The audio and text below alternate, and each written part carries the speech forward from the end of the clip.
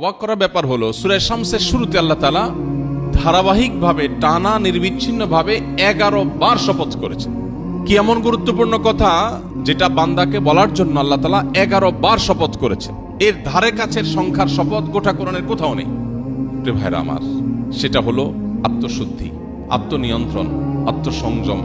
এই বিষয়টার গুরুত্ব বোঝাতে গিয়ে আল্লাহ 11 বার শপথ করে বলেছেন, কদ আফলাহা মান যাক্কাহা ওয়া কদ খাবা মান দাসাহা।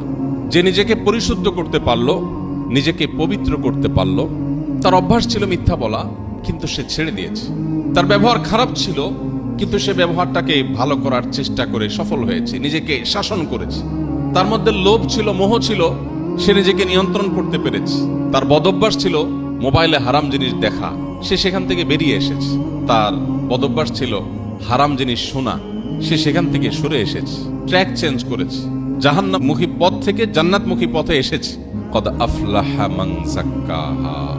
যে পরিবর্তন করতে পারলো নিজেকে, পরিশুদ্ধ করতে পারলো নিজেকে, নিয়ন্ত্রণ করতে পারলো নিজেকে, সংযমী করতে পারলো নিজেকে, আল্লাহ বলছেন 11 বার শপথ করে বলেছেন এই ব্যক্তি সফল হয়ে গেল।